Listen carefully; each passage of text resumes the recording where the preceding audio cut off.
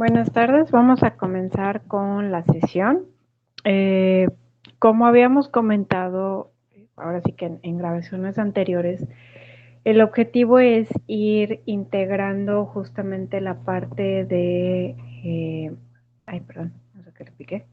Ah, es ir integrando pues la fisiología de un todo. Sin embargo, me estaba dando cuenta al momento de ver las diapositivas que al momento de revisar la fisiología digestiva había dejado inconclusa la parte de la digestión y absorción y tipos específicos de nutrientes para ahora sí poder ir haciendo la integración de toda la parte de la fisiología del organismo. Entonces, aquí conjuntando un poquito y recordando nada más brevemente en la parte de la fisiología digestiva, recordemos que en el proceso digestivo se mezclan múltiples secreciones, secreciones salivales, secreciones gástricas, secreciones en el intestino, por ejemplo, la bilis, ¿no? Que es muy importante para emulsionar las grasas.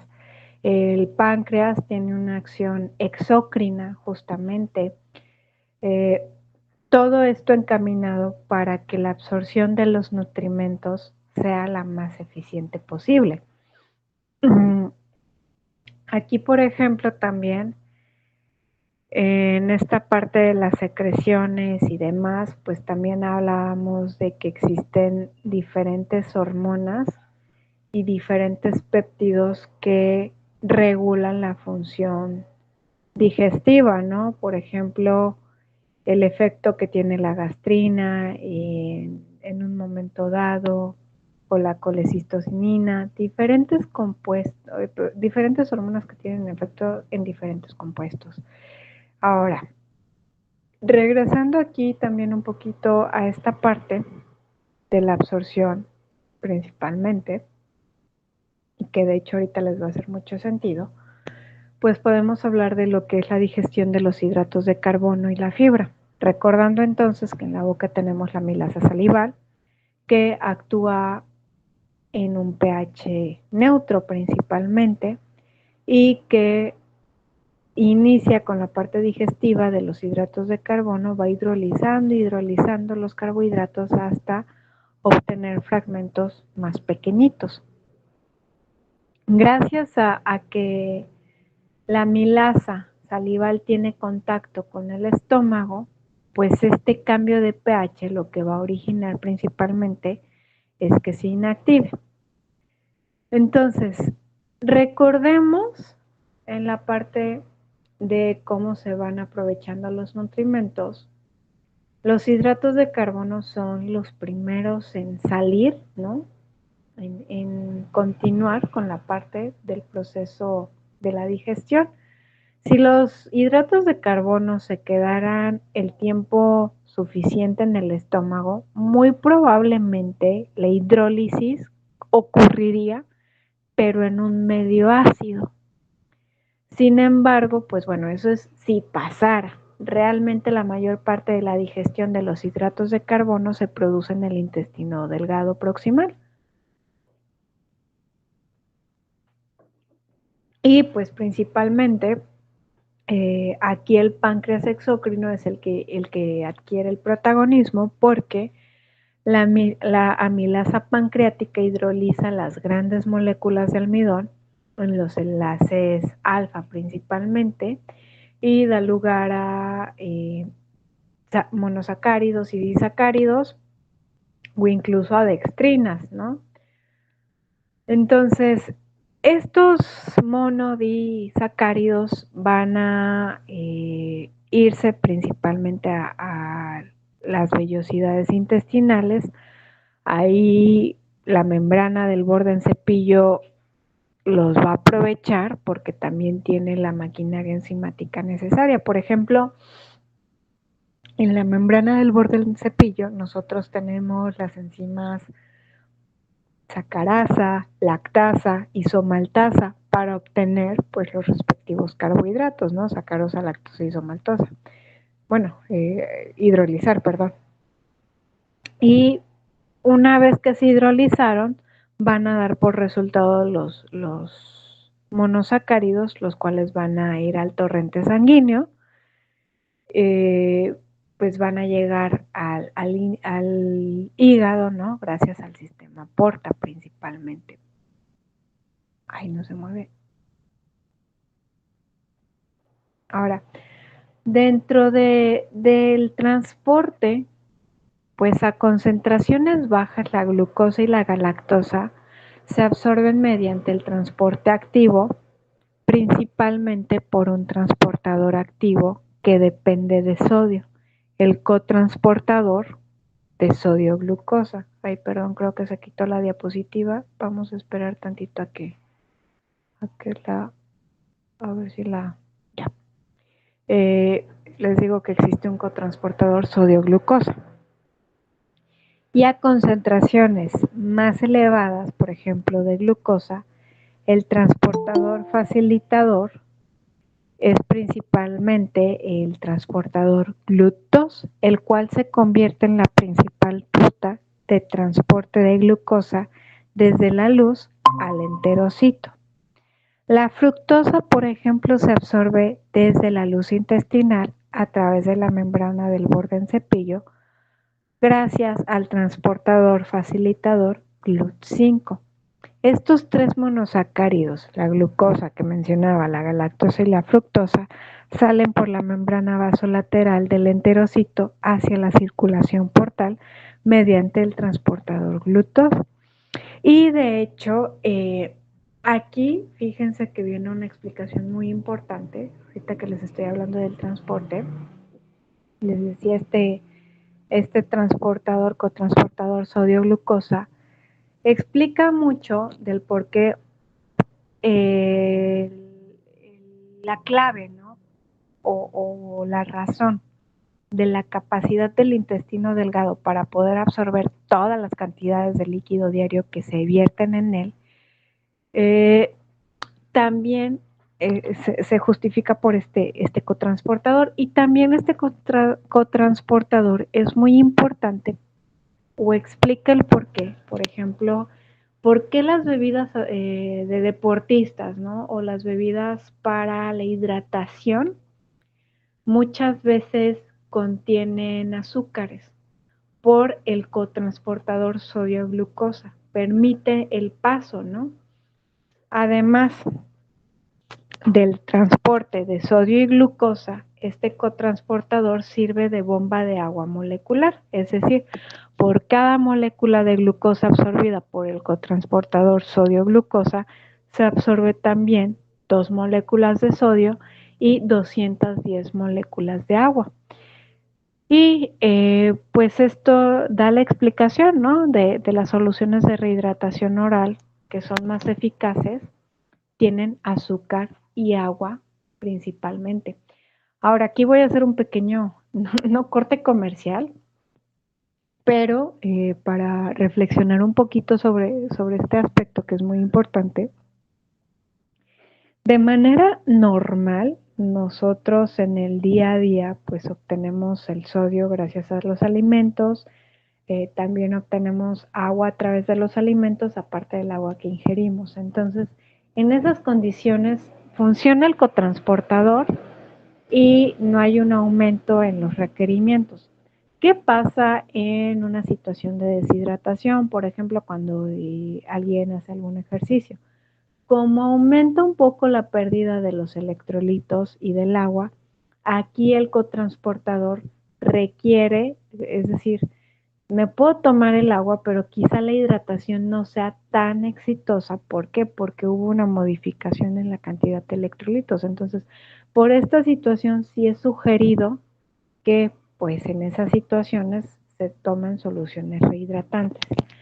Ahora, aquí les hago un pequeño corte comercial igual, porque de pronto luego hay gente, ¿no?, que abusa con este tipo de bebidas deportivas.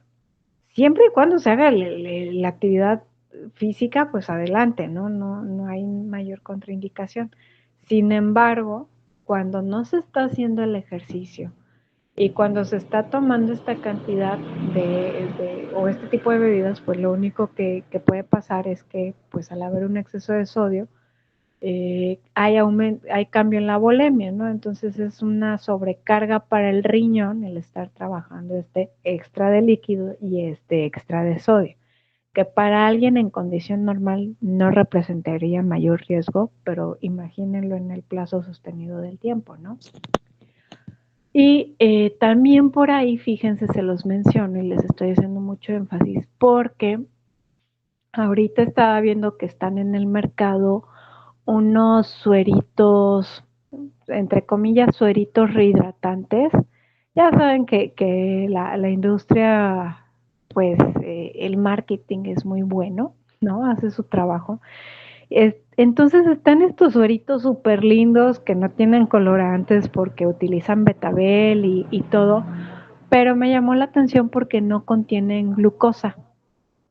O sea, tienen sodio y lo demás, pero no tienen glucosa. Entonces me quedé, ya no revisé la etiquetita del producto para ver si existe algún otro, pues bueno, es que tiene que existir glucosa porque de lo contrario no van a ser como los sueritos más eficaces en el tratamiento de rehidratación, pues para tu rutina de ejercicio, ¿no?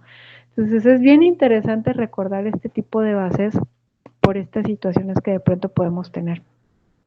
Ahora, regresando en sí a la parte del complemento de la fisiología del aparato digestivo y que es esta parte del aprovechamiento de los nutrimentos, algunas otras formas de hidratos de carbono que nosotros no digerimos, como es el caso de la fibra, la celulosa, la hemicelulosa, la pectina, goma, entre otras formas de fibra, pues nuestras enzimas no pueden hidrolizarlas, ¿no? Realmente no cortan esos enlaces que tienen. Entonces pasan al colon sin modificación alguna. Ojo ahí, no quiere decir que su consumo no tuvo ningún beneficio, porque realmente son fermentados pues por las bacterias colónicas, realmente ese es el beneficio. Y pues aquí estos almidones resistentes, principalmente, aparte de ser fermentados, dan lugar a los ácidos grasos de cadena corta, que recordemos que tienen una acción trófica sobre las vellosidades intestinales, que recuerden que tienen una semivida muy cortita. Y también, pues, tienen otros beneficios, ¿no? Todos los beneficios típicos de la fibra. Ahora, aquí en cuanto a la hidrólisis, pues nada más recuerden, nosotros consumimos muchas veces alimentos que son ricos en almidones y en fibra. Aquí pues no se pone la fibra porque, reitero, muchas veces la fibra se va directamente al colon sin modificación. En el caso de los almidones, gracias a la amilasa salival y a la amilasa pancreática, se van hidrolizando, es decir, se van cortando las cadenitas, ¿no? Paso de un almidón a una maltodextrina, a dextrinas, se van haciendo más y más cortitos hasta que me dan por resultado las moléculas de glucosa, perdón, moléculas de glucosa que son las que mi cuerpo utiliza finalmente. Y por el otro lado, dependiendo el monosacárido del cual estemos hablando, posee un transporte característico, ¿no? En el caso de la fructosa, pues gracias a GLUT5 logra entrar, ¿no? Logra ser aprovechado. En el caso de glucosa, les digo que está el cotransportador glucosa-sodio, o es el que tenemos aquí con la abreviatura SGLT1, y que da lugar a que entre sodio, glucosa y también entra el agua. De hecho, ahí no me hace caso el cursor, de pronto sí, de pronto no, pero aquí tenemos, ¿no? Entra glucosa, pero también entra el sodio y también entra el agua. Gracias a les digo, las soluciones para deportistas y muchas soluciones que rehidratan tienen este efecto, ¿no? Por este principio. Y para el caso de la galactosa, también tiene su transporte gracias a este cotransportador principalmente. En el caso de las proteínas, pues sabemos que por un lado son las proteínas que nosotros consumimos, sin embargo se añaden proteínas gracias a las células epiteliales que se van desprendiendo. De hecho, esa parte de que el tubo digestivo es uno de los tejidos sintéticos más activos del cuerpo, nunca la tengan olvidada. La vida de los enterocitos que migran desde las criptas de las vellosidades hasta que se desprenden es bien cortita, es de 3 o 4 días, es súper chiquitito. Y recuerden ahí lo que veíamos en su momento, las vellosidades intestinales son mucho más susceptibles a la carencia de nutrimentos, a si la persona hace ayuno intermitente o si tiene X o Y distribución de macro o micronutrimentos su dieta. O sea, con que haya nutrimentos y los esté captando, ahí se va a tener un efecto. Y, por ejemplo, el número de células que se van desprendiendo de nuestro intestino, pues va en un intervalo de los 10.000 a los 20.000 millones. Entonces, estos 20 mil millones se traducen en un adicional de 50 a 60 gramos de proteínas adicionales, pues, a lo que es el aporte, es decir, son proteínas de reciclaje.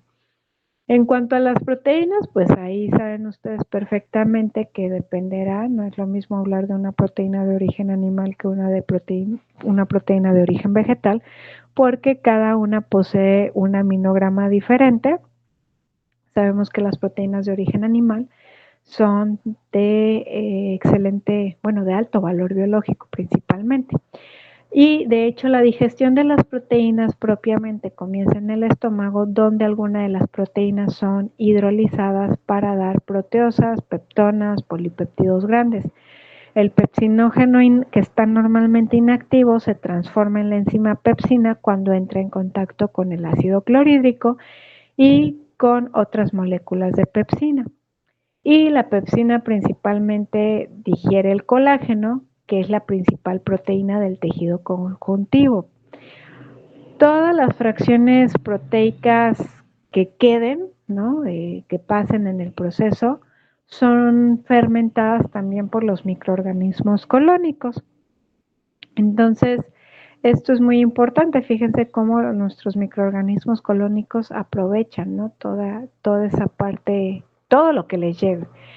Y también recordando aquí un poquito que en cuanto entra en contacto el alimento con la mucosa intestinal, actúa la enzima ligada al borde en cepillo, la enterosinasa, que lo que hace es convertir el tripsinógeno inactivo en tripsina activa. Y la tripsina a su vez activa a enzimas proteolíticas pancreáticas, por ejemplo la quimiotripsina, carboxipeptidasa pancreática, que van cortando las proteínas hasta tener polipéptidos pequeñitos y aminoácidos principalmente. También en nuestro bordecito en cepillo existen peptidasas proteolíticas que pues justamente el fin que tienen es dar lugar a los aminoácidos o a di o tripéptidos.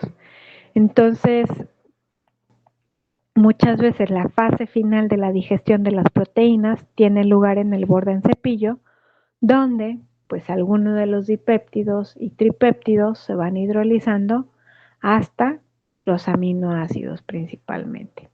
Y para el caso de los aminoácidos, en cuanto a la situación de su transporte, realmente son necesarias varias moléculas transportadoras que, pues debido a las amplias diferencias de tamaño, de polaridad de los aminoácidos, cambian, ¿no? Algunos de sus transportadores dependen de sodio, otros de cloruro, es muy variable realmente.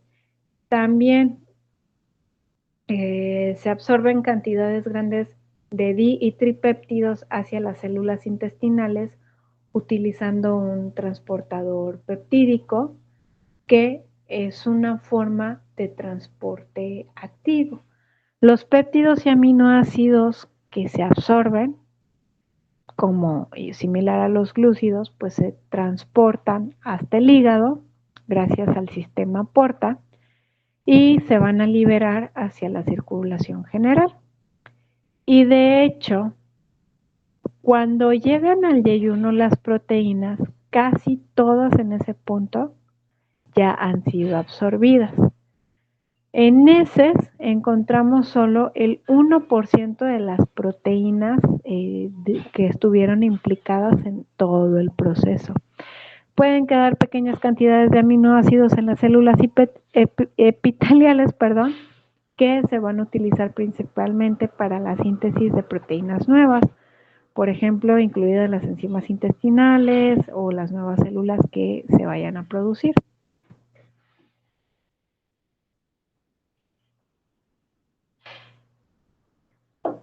Ay, perdón. Ahora, en el caso de los lípidos, pequeñas cantidades de grasa, normalmente la lipasa lingual, bueno, la lipasa salival, aquí le puse lingual, la lipasa salival, perdón, tiene efecto. Sin embargo, en el estómago, pues bueno, ya tenemos la lipasa gástrica que ya le entra a dar el trabajo duro, ¿no?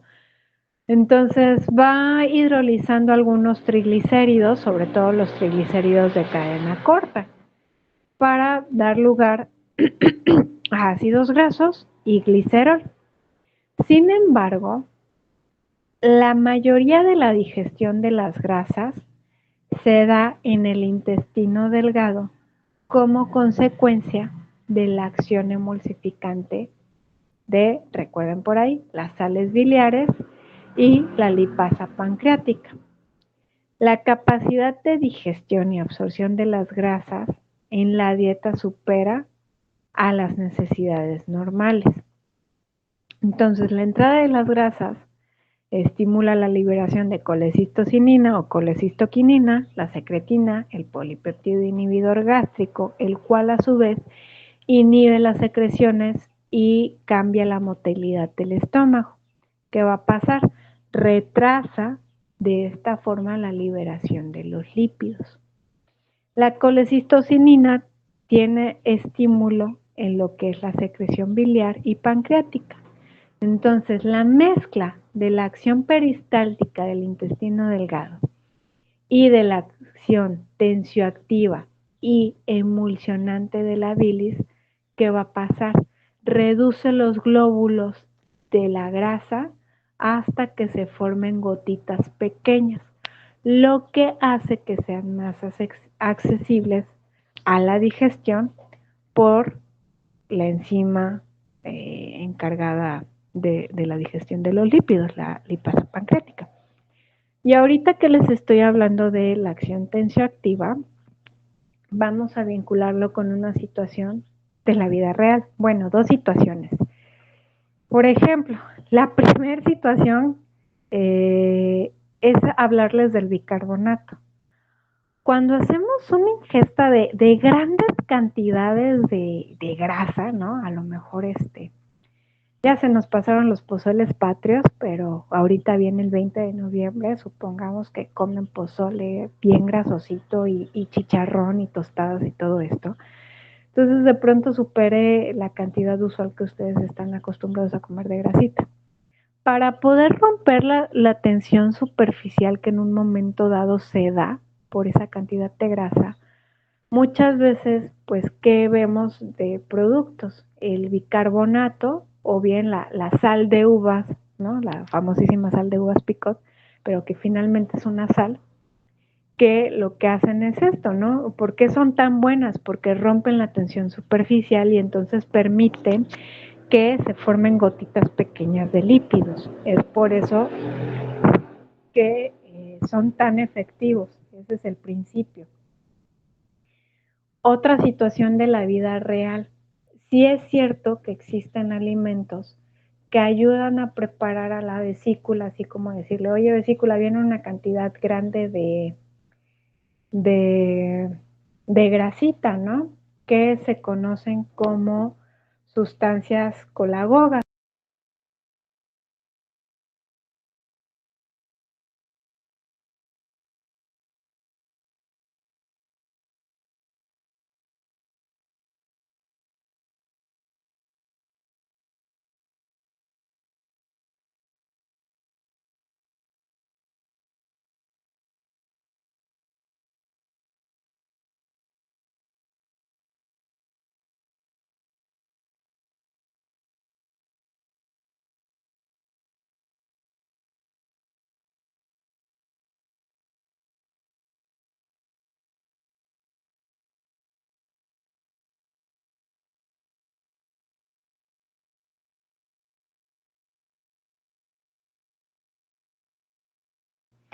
Entonces, estas son las dos situaciones de la vida cotidiana, ¿no?, que les quería mencionar a propósito de esto. Ahora, recuerden que, pues bueno, la bilis es una secreción hepática principalmente por ácidos biliares, entre pigmentos biliares, sales, algunas proteínas, colesterol, ¿no?, que gracias al colesterol se forma también la bilis, y que la función que tiene pues es el emulsificar los lípidos para que se puedan digerir, ¿no?, principalmente. Entonces, el primer strike se lo debemos a la lipasa pancreática, el segundo a lo que es la concentración de las sales biliares, y estas sales biliares lo que hacen es formar las micelas, que se organizan con el extremo polar de las moléculas que se orienta hacia el entorno acuoso de la luz intestinal. Entonces, pues aquí la ventaja que tiene es que los productos de la digestión de los lípidos se disuelven de forma más rápida. Entonces, pues estas micelitas se van a distribuir en el cuerpo. Y pues quedan, finalmente lo que nosotros aprovechamos son los monoglicéridos y los ácidos grasos que estén libres por ahí.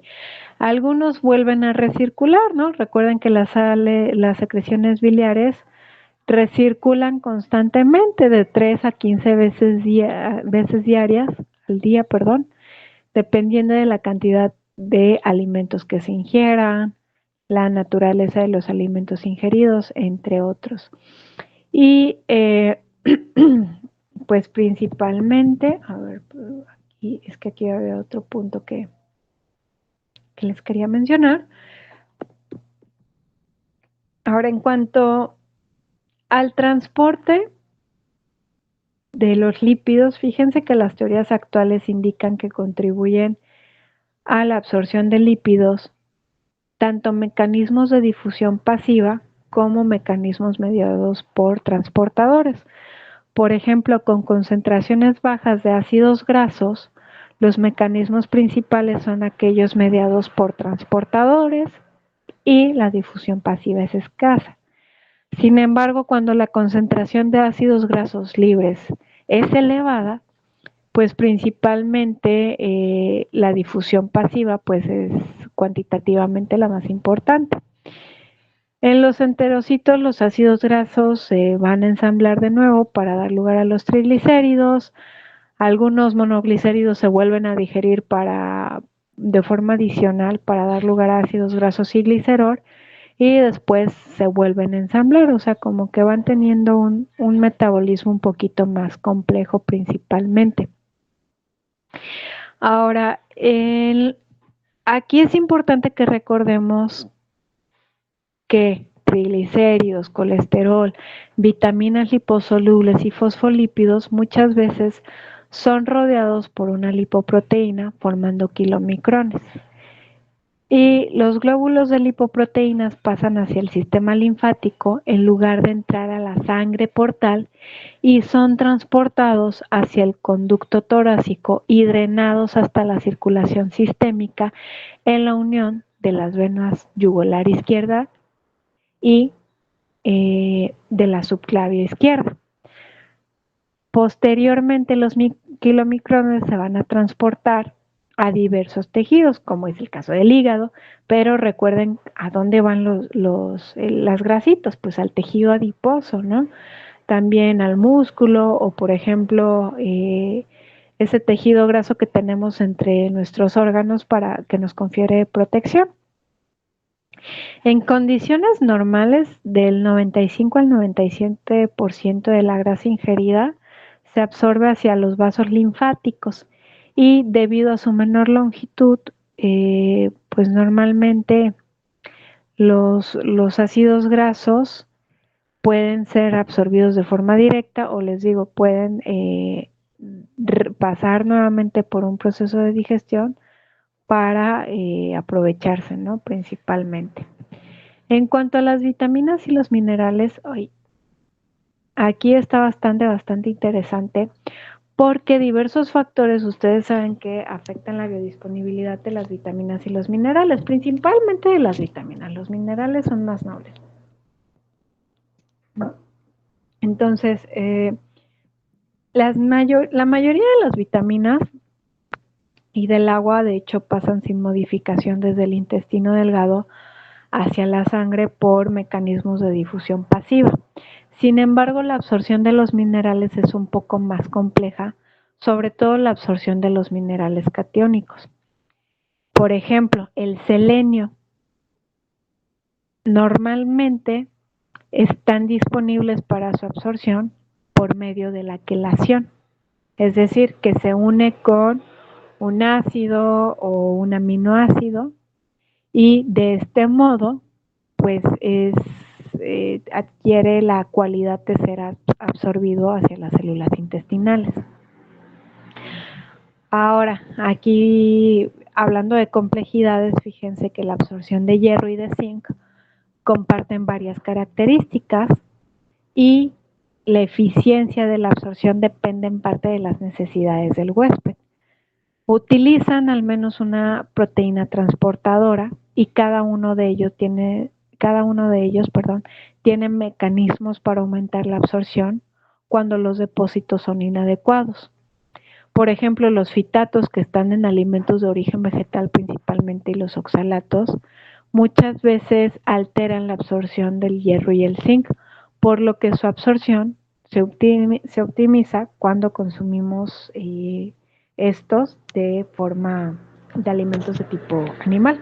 Ahorita si lo relacionamos con la evaluación del estado de nutrición, les mencionaba que una deficiencia de minerales es rara, pero aquí podemos ver cómo se puede dar por resultado, ¿no? Que a lo mejor hay alguna situación específica. Ahora, en cuanto a otros minerales, la absorción del calcio hacia su interior, del enterocito, se da por canales en la membrana del borde en cepillo, donde se une a una proteína transportadora específica para su transporte a través de la membrana vasolateral. Y de hecho este proceso se regula por la vitamina D. Hablando de calcio, siempre va a mano calcio-fósforo, pues el fósforo se absorbe por un cotransportador de sodio y fósforo, que también se regula por la vitamina D.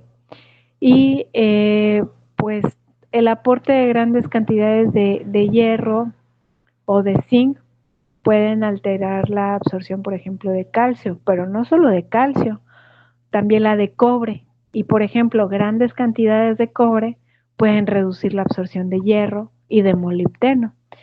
O en el caso del cobalto, normalmente la absorción de cobalto está aumentada en pacientes que tienen una deficiencia de hierro, pero el cobalto y el hierro compiten entre sí e inhiben su absorción mutuamente. Y se los menciono, ¿sabe por qué, chicas? Porque es muy normal que de pronto todo el mundo hace como súper evidente la competencia entre hierro y calcio.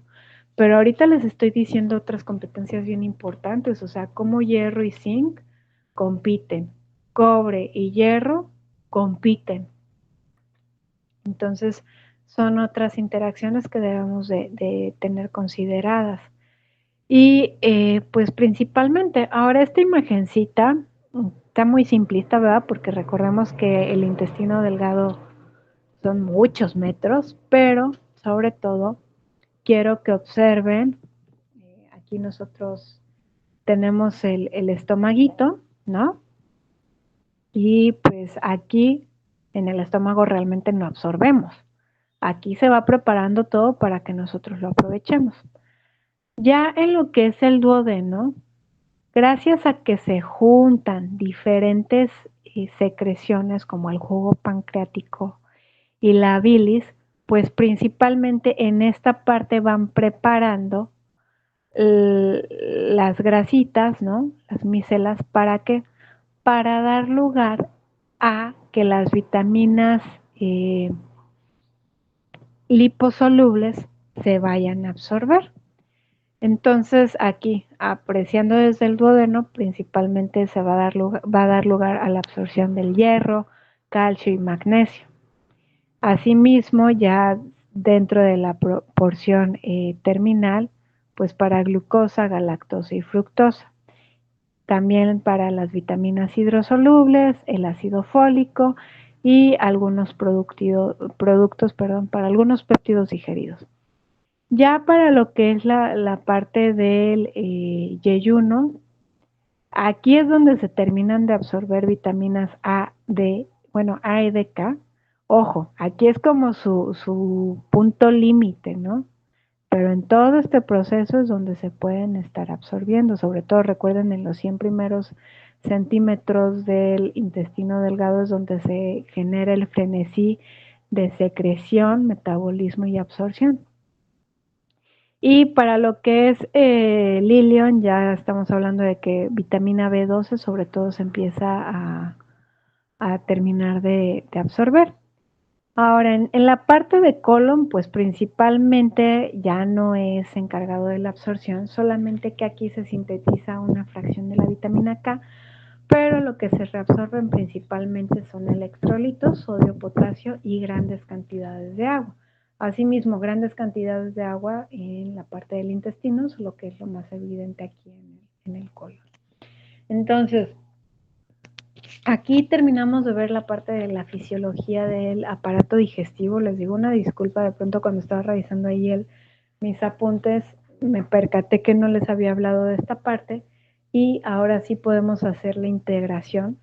Va a estar bastante dinámica, bastante entretenida la sesión porque es hablar del todo, ¿no? Es como el abrir el manual del usuario del cuerpo y ver todos los diferentes aparatos que hemos visto ya para irlo encaminando a los que nos faltan. Por ejemplo, falta hablar de la regulación del aparato óseo, donde pues juega un papel importante el intestino, pero también la tiroides y también los riñones. Falta hablar del funcionamiento renal y principalmente no ahondaré en gran detalle del aparato reproductor porque pues principalmente en el sentido de la nutrición, como lo hemos estado observando, si hay alguna alteración en tiroides, en suprarrenales o bien en hipotálamo, hipófisis, pues obviamente se va a traducir en ese tipo de alteraciones. Entonces, de tarea, chicas, no se llevan actividad, más bien al contrario, yo tengo mi compromiso con ustedes de proporcionarles material de donde ustedes lo puedan estar leyendo para estudiar para el examen. Únicamente habrá un examen de las unidades que hemos estado revisando y las que nos faltan no será examen, sino que van a ser cuestionarios, pero esos cuestionarios van a considerarse con el puntaje de examen, con la finalidad de no afectar porque no hemos tenido gran cantidad de tareas, entonces como una manera de compensar. Les mando un abrazote, chicas, que estén muy bien y nos vemos en la siguiente semana.